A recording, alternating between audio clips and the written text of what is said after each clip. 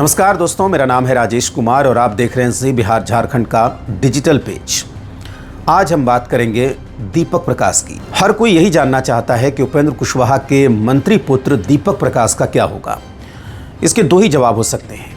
क्या दीपक प्रकाश अपना मंत्री पद छोड़ेंगे, वो मंत्री पद से इस्तीफा देंगे, या फिर दूसरा सवाल यह है कि क्या वो सम्राट सरकार में कैबिनेट मंत्री बने रहेंगे।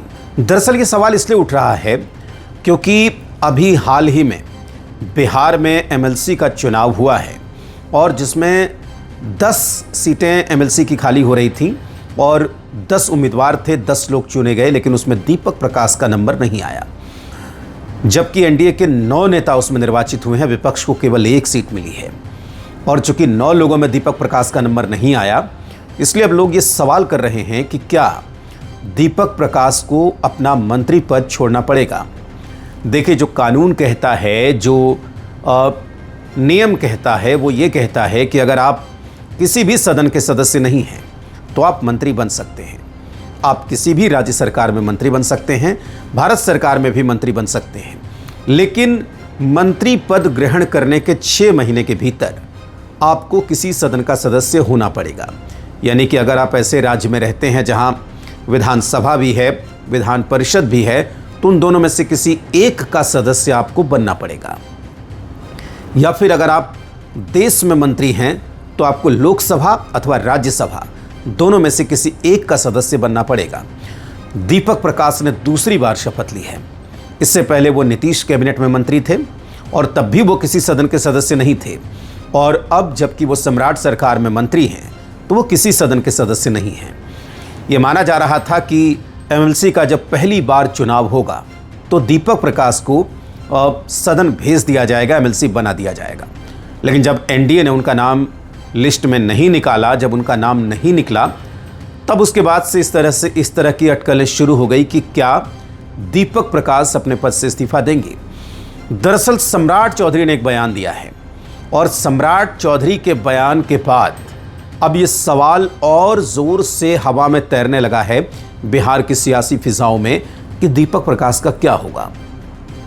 एक कार्यक्रम के दौरान सम्राट चौधरी ने कहा कि दीपक प्रकाश मंत्री हैं और दीपक प्रकाश मंत्री बने रहेंगे। तो इस सवाल के बाद अब ये लग रहा है, देखिए कैबिनेट तो चीफ मिनिस्टर की होती है, तो अब इस सवाल के बाद ये लग रहा है कि क्या दीपक प्रकाश बिहार सरकार में मंत्री बने रहेंगे। दूसरी बात जो है वो बहुत महत्वपूर्ण है। सम्राट चौधरी ने कहा कि वो खुद 5 महीने 28 दिन मंत्री रहे थे। आपको बता दें कि इससे पहले बिना किसी पद पर रहते हुए सम्राट चौधरी भी मंत्री बन चुके हैं, और कई ऐसे लोग हैं जिनका उदाहरण हमारे सामने। आपको याद होगा, इसे बिहार के आरसीपी सिंह थे। जब नीतीश कुमार ने उनको राज्यसभा नहीं भेजा, जनता दल यूनाइटेड ने, तो केंद्र सरकार में मंत्री पद उनको छोड़ना पड़ा। और अगर आप इस्तीफा नहीं देंगे मंत्री पद से, तो जो नियम कहता है 6 महीने जैसे ही पूरे होंगे आपका मंत्री पद स्वतः समाप्त हो जाएगा, आपको मंत्री आप नहीं रहेंगे।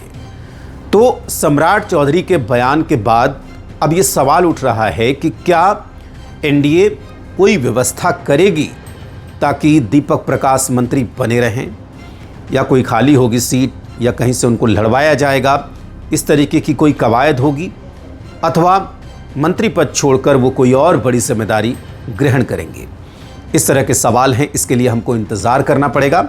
लेकिन फ़िलहाल बयान एक तरफ, मुख्यमंत्री का बयान एक तरफ, दीपक प्रकाश का जो सियासी भविष्य है फ़िलहाल वो आप कह सकते हैं कि वो अधर में लटका हुआ है। तो आज के लिए बस इतना ही। अगर ये वीडियो पसंद आया है तो इसे लाइक करें, सब्सक्राइब करें और शेयर करें।